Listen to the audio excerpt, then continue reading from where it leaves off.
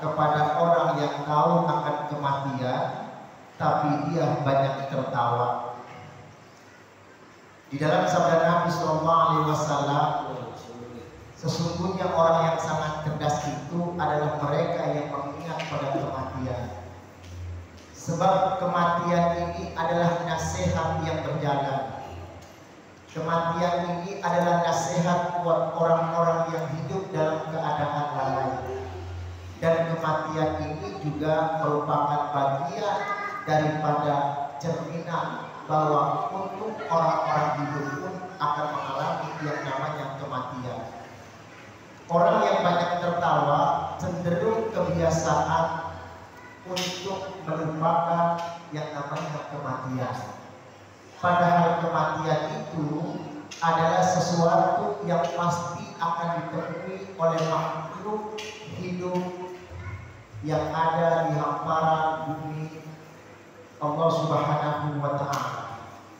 Tidak yang tua, tidak yang muda, tidak laki, tidak perempuan. Kematian tidak mengenal batasan usia, kematian tidak mengenal profesi, kematian juga tidak mengenal golongan strata apapun yang berlaku di masyarakat.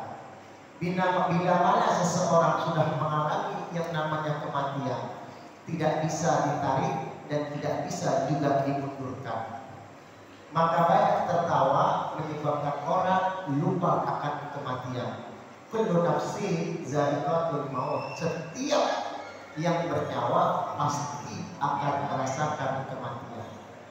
Bukankah Allah Subhanahu wa Ta'ala telah menciptakan antara hidup dan mati?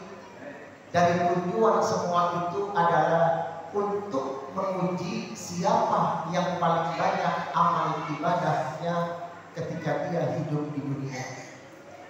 Sering disampaikan oleh para ulama bahwa apabila seseorang meninggal dunia, maka akan ada 3 yang ditinggalkan, yang 2 akan kembali, yang 1 akan masuk. Yang pertama yaitu ahluhu, yakni adalah keluarganya.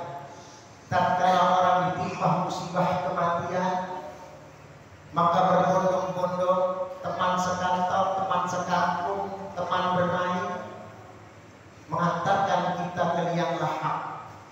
Apakah teman-teman yang dahulu pernah berjanji kepada kita sehidup semati dia akan menemani kita di liang lahat?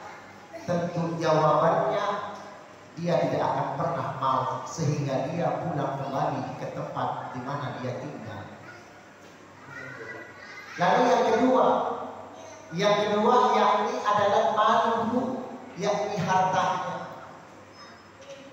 Tatkala jenazah itu dalam iringan kendaraan, berbagai macam kendaraan dari mulai roda 2 sampai dengan roda 4, bahkan kalau perlu dengan menggunakan pesawat udara. Tidak jarang itu terjadi. Tatkala jenazah itu dimasukkan ke liang lahat, apakah kendaraan yang begitu mewahnya yang dahulu pernah dibangga-banggakan masuk ke dalam liang lahat? Tentunya juga itu tidak. Dia kembali kepada si pemiliknya, yakni dimanfaatkan oleh ahli warisnya. Lalu siapakah yang menemani ketika manusia meninggal dunia itu? Tidak lain dan tidak bukan adalah amaluhu, yaitu amalan-amalan yang pernah dia perbuat ketika dia hidup di dunia. Kalau dia itu baik, maka amalan ini akan menemani dia mendapatkan nikmatul kubur, kebahagiaan di dalam kubur. Tapi kalau amalan ketika dia hidup di dunia ini, banyak perbuatan buruk yang dia lakukan, banyak perbuatan zalim yang dia lakukan, baik kepada teman, tetangga dan lain sebagainya, maka amalan ini pun akan menemani dia di dalam liang lahatnya. Maka dia akan berubah menjadi wujud yaitu penuh dengan siksa kubur, di mana dia akan dimintai pertanggungjawab di hadapan Allah. Maka kematian dan kehidupan adalah ujian buat umat manusia siapa yang lebih banyak amal perbuatan ketika dia hidup di dunia. Wa ma khalaqtul jinna wal insa illa liya'budun. Dan tidaklah aku ciptakan jin dan manusia melainkan untuk beribadah kepada Allah. Maka seorang muslim dan seorang muslimah target utama dalam kehidupan dunia ini adalah untuk ibadah. Apapun bentuk kegiatannya yang dalam pandangan agama, baik itu berhubungan dengan dunianya maupun berhubungan dengan agama, kalau itu mendatangkan kebaikan, maka itu akan bernilai ibadah di sisi Allah Subhanahu wa Ta'ala. Lalu selanjutnya, kata Utsman, nasihat yang kedua, wa ajibtu liman arafa dunya fatiyatun wa huwa yarghabu fiha. Aku heran terhadap orang yang mengetahui bahwa keadaan dunia itu rusak, tapi dia malah mencintai dunianya. Bahkan dalam kesempatan Abu Bakar Siddiq radhiyallahu anhu, beliau pernah mengingatkan hubud dunia zulmatun sirat lahu taqwa. Terlalu cintanya manusia kepada dunia menyebabkan manusia terhalang untuk beribadah kepada Allah Subhanahu wa Ta'ala. Jalan untuk meneranginya adalah dengan jalan ketakwaan kepada Allah Subhanahu wa Ta'ala. Bahwa dunia dengan segala isinya adalah merupakan kesenangan bagi setiap makhluk hidup dan sebagai tolak ukur untuk menguji keimanannya. Siapa yang mencintai dunianya kemudian mengalahkan cintanya kepada Allah, cinta kepada Allah lebih utama dibandingkan dunianya, maka orang ini akan selamat di dunia dan akhirat. Akan tetapi sebaliknya, siapa cinta kepada dunianya lebih tinggi dibanding cintanya kepada Allah, maka manusia ini akan diperbudak oleh dunianya. Maka itulah kemudian dijelaskan dalam firman Allah Subhanahu wa Ta'ala, sesungguhnya orang-orang yang merugi itu adalah mereka yang tidak melakukan amal kebaikan dalam hidupnya. Orang-orang yang rugi membiarkan ketidakbaikan itu berada dalam kehidupannya. Orang-orang yang rugi adalah yang memiliki kesempatan untuk beribadah kepada Allah, namun dengan alasan berbagai faktor duniawinya dia tinggalkan ibadah itu hanya semata-mata mengejar dunianya. Itulah orang-orang yang cinta kepada dunia. Di samping itu pula, ibadah yang pernah kita lakukan dengan frekuensi yang begitu malasnya, entah itu bernamakan puasa, entah itu bernamakan zikir, entah itu bernamakan ibadah, semua itu ada pengaruhnya terlalu cinta kita kepada dunianya. Terlalu cinta kepada dunia menyebabkan gelapnya hati, dan gelap hati itulah yang sulit orang untuk beribadah kepada Allah. Makanya Rasulullah SAW mengingatkan kepada kita, inna bil jasadi mudghah idza salahat salahat jasadnya kulluh. Di dalam tubuh manusia itu terdapat segumpal daging yang apabila dia baik maka baik secara keseluruhan, dan apabila itu rusak maka rusak pula secara keseluruhan. Ala wahyal qaul, ketahui bahwa itu adalah hati. Orang cinta dunia, orang meninggalkan dunia, semua bermuara kepada kecenderungan hati itu sendiri. Orang-orang yang tidak terlalu cinta kepada dunia, dia akan meninggalkan dunia, karena dunia dengan segala isinya mampu memalingkan manusia untuk beribadah kepada Allah Subhanahu wa Ta'ala.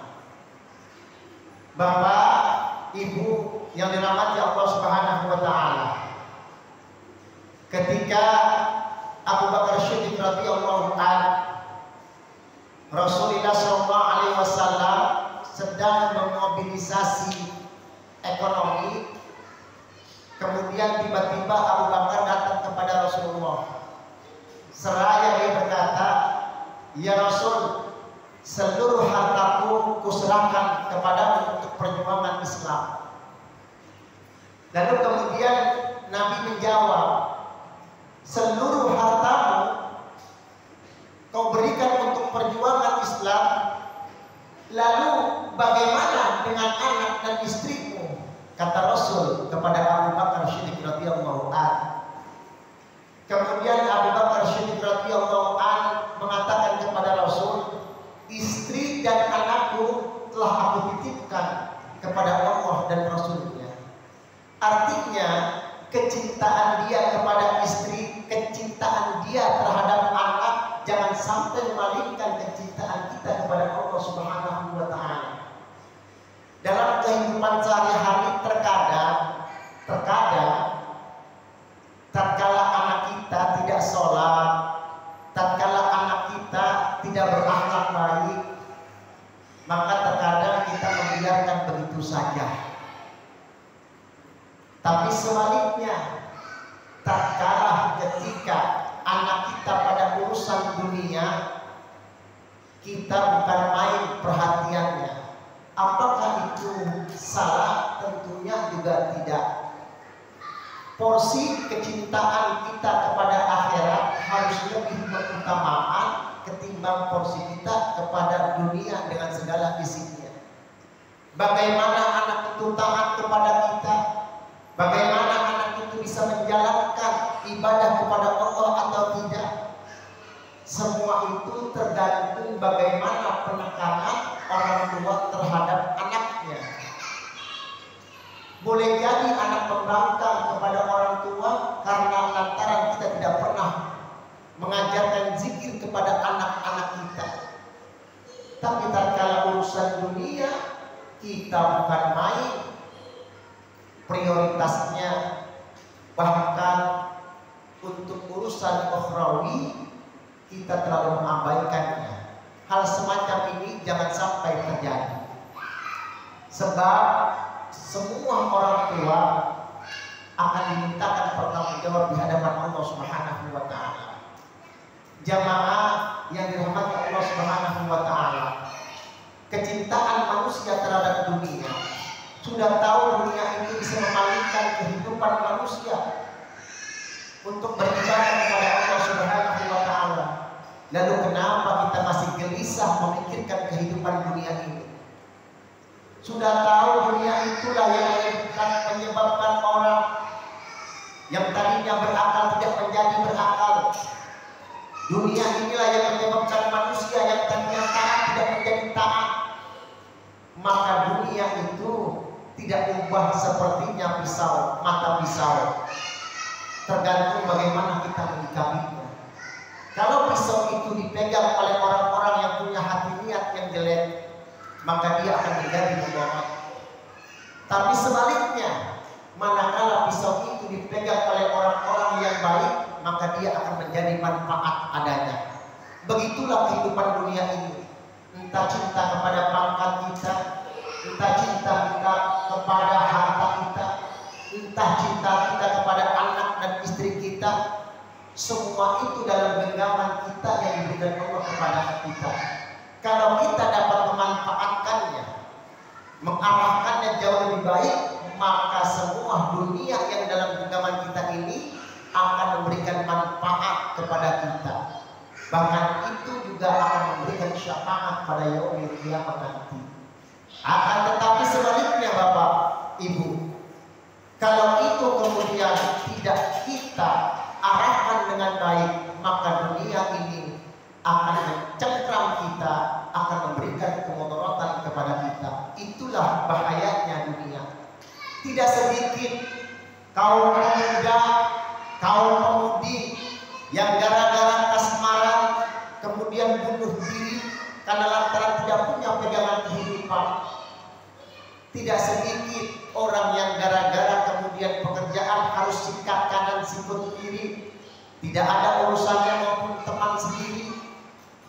Kalau sudah dikuasai seperti itu, maka yang terjadi adalah menghalalkan segala cara. Itulah bahayanya dunia. Maka kata Utsman, aku heran terhadap orang yang mengetahui bahwa keadaan dunia itu rusak, tapi mengapa dia mencintainya melebihi cintanya kepada Allah Subhanahu wa Ta'ala. Lalu nasihat yang ketiga, Bapak, nasihat yang ketiga yakni wa ajibtu liman arafa annal umura bi aqdari wa huwa yahtamu lil fawti. Aku heran terhadap orang yang mengetahui bahwa segala sesuatu itu telah ditentukan Allah, tetapi dia merasa sedih karena gagal. Pak, itu biasanya kodar. Kalau kodok itu adalah ketetapan, kalau kodar itu adalah ketentuan. Ketika kodok dan kodar dijadikan satu, itulah yang disebut sebagai takdir. Ketetapan dan ketentuan Allah yang berlaku bagi makhluknya, baik sebelum terjadi, sedang terjadi, dan akan terjadi, itulah yang disebut sebagai takdir.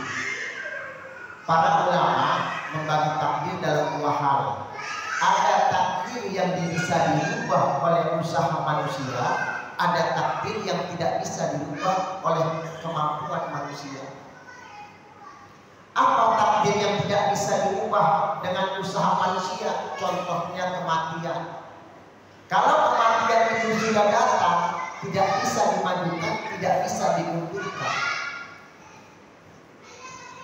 Kalau orang kemudian meninggal dunia karena COVID itu hanya sebagai asbab, pada hakikatnya sudah ditentukan oleh Allah sebelum manusia itu diciptakan oleh Allah Subhanahu wa Ta'ala. Itu takdir yang tidak bisa dirubah oleh kemampuan manusia. Lalu contoh yang lain, apa di antaranya? Terjadinya siang dan malam. Cari profesor yang palaknya paling botak, suruh rubah tuh malam jadi siang, siang jadi malam. Itu rasanya nggak mungkin. Pergantian siang dan malam sudah dalam ketentuan Allah Subhanahu wa Ta'ala, di mana manusia tidak bisa dan mampu untuk merubahnya. Cuma kita kadang-kadang dalam kehidupan sehari-hari ngopi di warung kopi bilang begini, biasanya malam Jumat lebih lama dibandingkan malam Minggu katanya.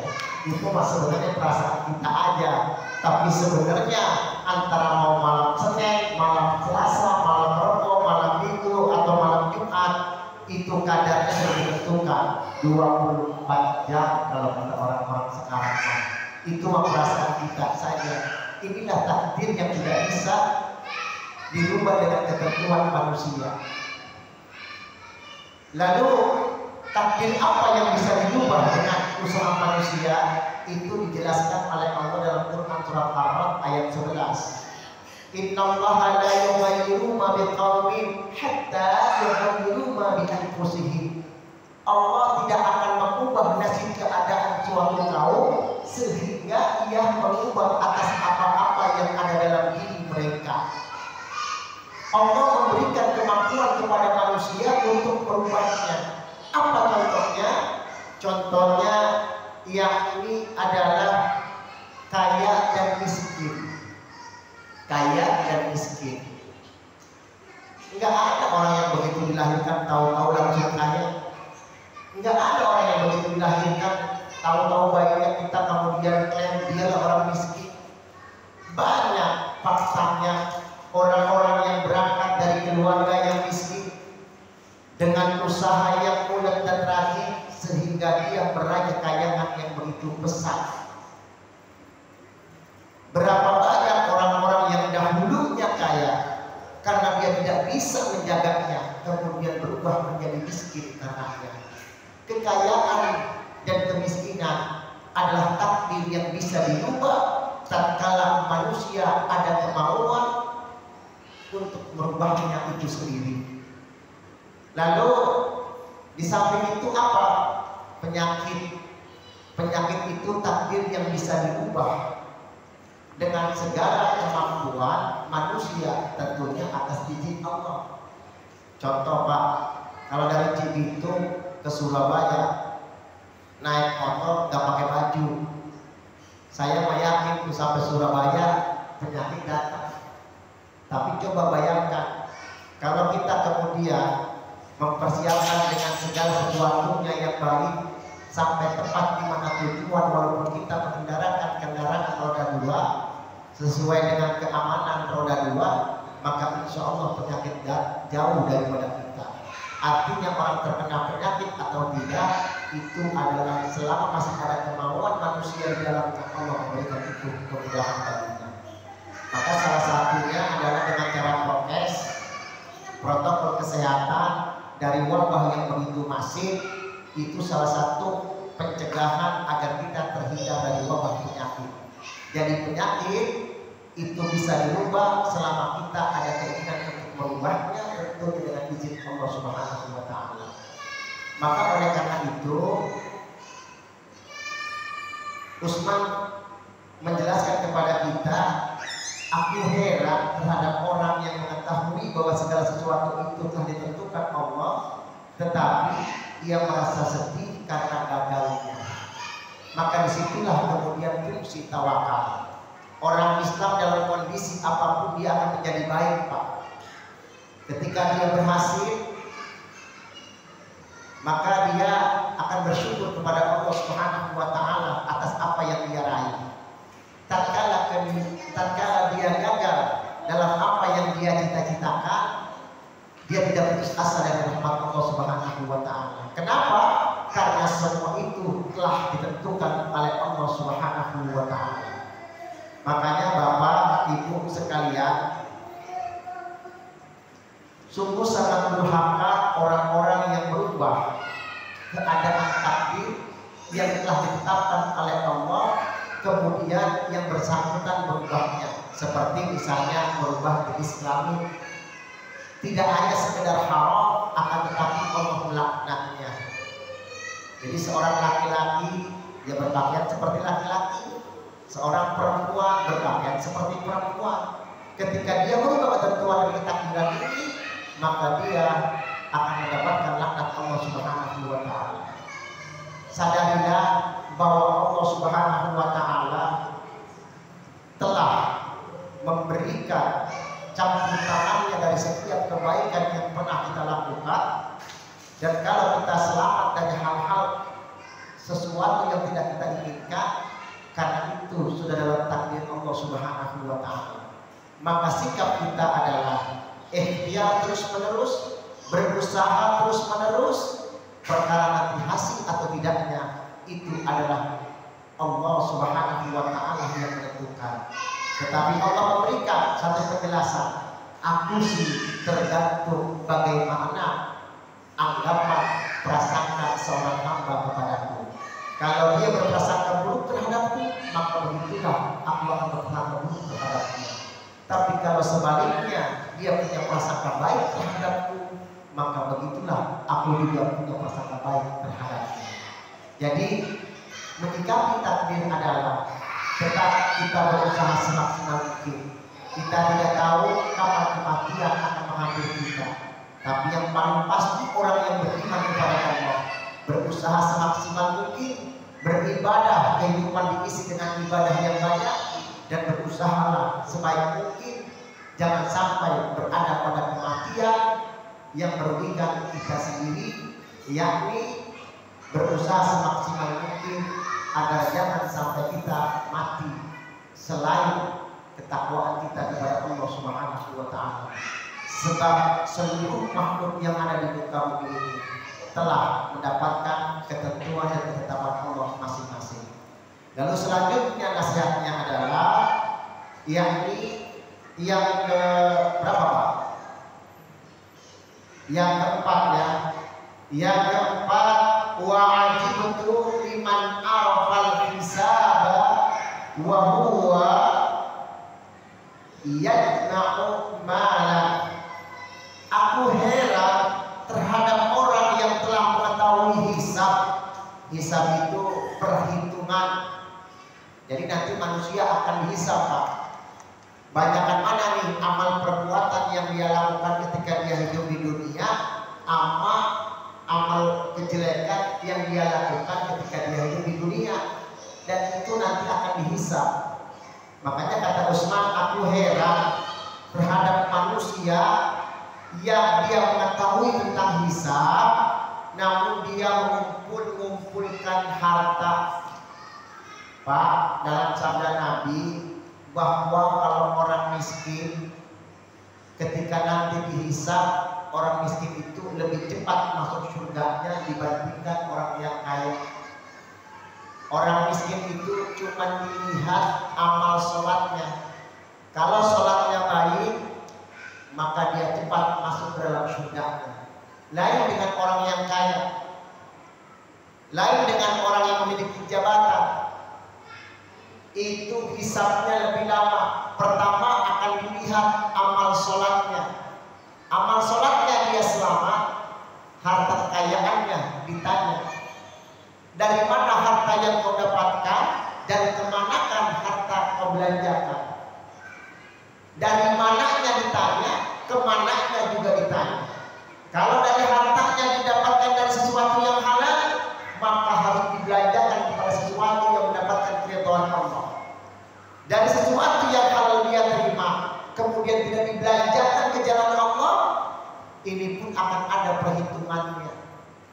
Makanya orang yang kaya lebih lama dibandingkan orang yang miskin. Sebab orang miskin hanya dihisab tentang amal sholatnya. Amal sholatnya baik, maka baik secara keseluruhannya. Namun sebaliknya, buat orang-orang yang kaya, sudah tahu bahwa yaumul hisab itu akan terjadi, lalu kenapa manusia lebih cenderung untuk mengumpulkan hartanya? Setelah harta itu dia timbun, sekian banyaknya dia timbun, dia sendiri nggak bisa nikmatin. Janganpun orang lain, dia sendiri nggak bisa nikmatin. Yang kayak begitu akan dihisab oleh Allah Subhanahu wa Ta'ala. Berat ini, berat sekali. Belum tentu amal ibadah yang kita lakukan itu sebanding atau melebihi beratnya dibandingkan dosa yang kita kerjakan. Tambah lagi ditanya tentang harta yang kita miliki, maka jawabannya harus sama. Dari yang halal dia dapatkan dibelanjakan di jalan Allah. Begitulah Utsman menjelaskan kepada kita, aku heran terhadap orang-orang yang tahu tentang hisab lalu dia mengumpulkan harta, bahwa harta itu akan dihisab oleh Allah tanpa terkecuali. Lalu selanjutnya Bapak, selanjutnya yang kelima, yakni wajibtu liman arafan nar wa huwa yudnibu. Aku heran terhadap orang yang telah mengetahui. Aku heran terhadap orang yang mengetahui keadaan neraka, tapi dia tetap berbuat dosa. Kalau ditanya mau nggak ke surga, mau. Tapi giliran sholat berjamaah tidak kelihatan wajahnya. Ketika ditanya mau tidak masuk ke dalam neraka, jawabannya mau. Tidak mau, tapi sementara perbuatannya justru malah mengarah kepada perbuatan neraka. Makanya kata Utsman, aku heran terhadap orang yang mengetahui keadaan neraka, tetapi dia tetap berbuat dosa. Pak, wazan dosa itu ternyata punya pengaruh terhadap amal perbuatan yang kita lakukan. Jadi kata Nabi, apabila seorang muslim dia berbuat dosa, maka akan terdapat titik noda hitam di dalam hatinya. Setiap kali dia beristighfar, titik itu hilang.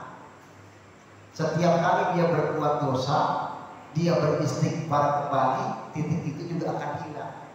Coba bayangkan Setiap kali dia berbuat dosa, tidak pernah istighfar, maka titik-titik itu akan membendung hatinya, sehingga inilah yang sulit menangkap setiap kebaikan yang datang kepadanya.